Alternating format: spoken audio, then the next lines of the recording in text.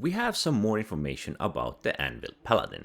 If you missed this ship, it is a medium to large size heavy barrage gunship. It was first introduced at the end of the IAE of 2024, a clearly heavier variant of the Redeemer with a skeleton crew of 2 players. There was a Q&A regarding this ship and we got some questions answered, starting with the loner for this ship, which is no other than the Redeemer. Somewhat of an obvious pick. The Paladin is supposed to handle atmosphere just fine compared to the Valkyr, not having as much lethal coverage, but handling well enough in the atmosphere. It will however be less agile, and that is of course emphasized by the heavy armor or the heaviness of the ship.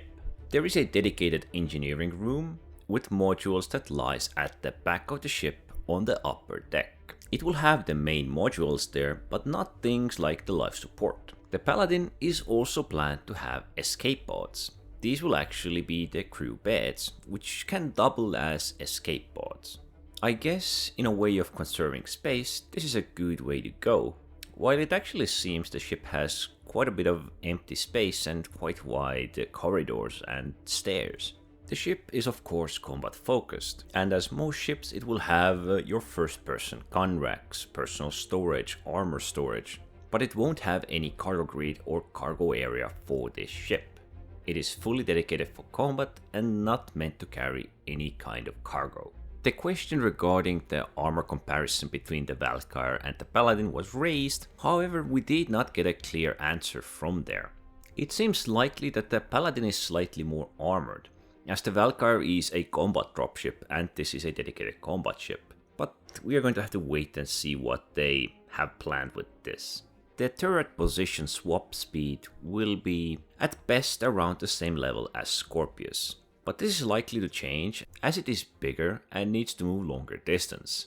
As the ship can manage full firepower with just a 2-player crew, it is suggested to have additional players control the side guns. The pilot will have restrictions to firing range, guns being relatively inaccurate or inefficient at medium to long range. But in the hands of other players controlling these turrets, they are going to be a bit more efficient.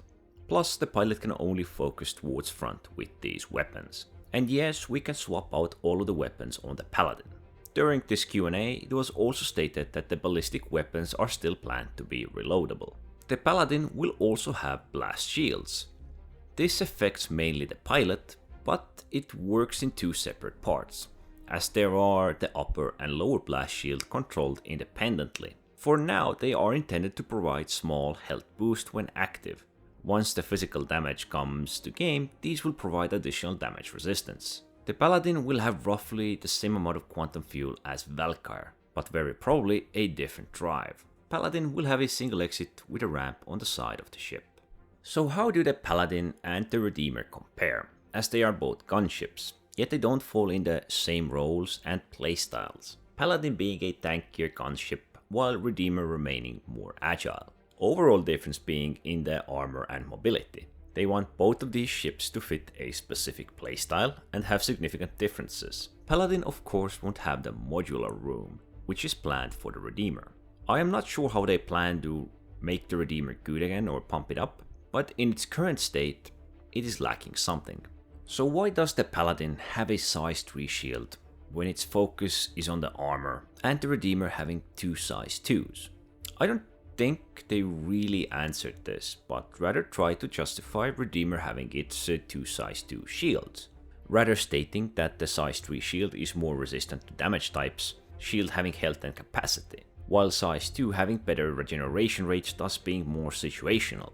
As this can sound like a good option, the clear difference between the shield's health is massive at the moment. Yes, there are some regeneration differences, there are health differences, there are power consumption differences. Possibly there is some way they will balance it in the future, but the answer really isn't here. Paladin itself is currently in the white box phase. This means it is in early modeling stages, and the work regarding this ship is ongoing. For the most part, it doesn't tell us much, as the progress can change or be different from many different types of ships, and take up different amounts of time.